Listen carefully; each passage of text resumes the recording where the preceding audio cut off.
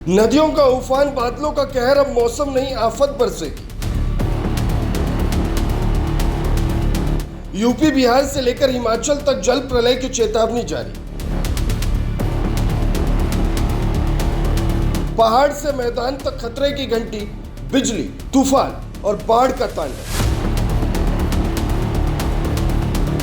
देश इन दिनों सिर्फ बारिश नहीं बल्कि एक भीषण आपदा से जूझ रहा है। उत्तर भारत से लेकर पूर्व और पश्चिम भारत तक कहीं बिजली गिर रही है तो कहीं पानी ने जमीन को निगलने की तैयारी कर ली है। 10 जुलाई का दिन देश के कई हिस्सों के लिए चेतावनी लेकर आया है और यह चेतावनी सिर्फ मौसम की नहीं बल्कि जीवन की जंग की है। उत्तर प्रदेश, बिहार, झारखंड, मध्य प्रदेश, छत्तीसगढ़, हिमाचल, उत्तराखंड, पंजाब, हरियाणा, दिल्ली और गुजरात, ये राज्य फिलहाल बादलों के निशाने पर है। मौसम विभाग ने स्पष्ट कर दिया है कि अगले 7 दिनों तक कई इलाकों में भारी बारिश, तेज हवाएं और आकाशीय बिजली का खतरा मंडराता रहेगा।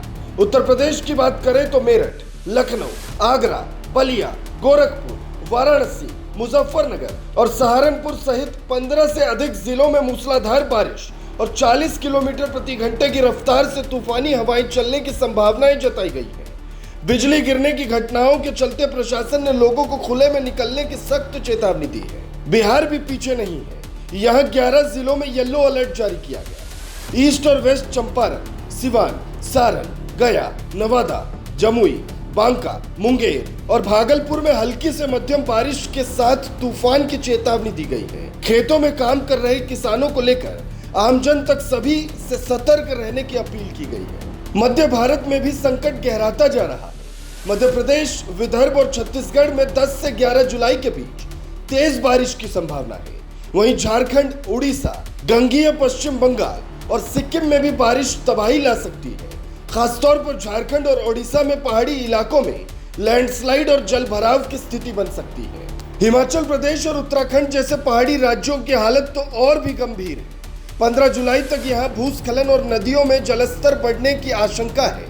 आपदा प्रबंधन टीमें अलर्ट पर है, लेकिन भारी बारिश और रास्तों के टूटने से राहत पहुंचना भी एक बड़ी चुनौती बन चुकी है। देश की बड़ी नदियां जैसे गंगा, यमुना, नर्मदा और ताप्ती का जलस्तर बढ़ गया है। उत्तर प्रदेश, बिहार, दिल्ली और मध्य भारत में बाढ़ जैसी स्थिति बन गई है। खेतों में पानी भर गया है, सड़कें तालाब बन चुकी है और कई इलाके जलमग्न हो गए हैं। हालांकि इस बारिश से किसानों को थोड़ी राहत जरूर मिली है।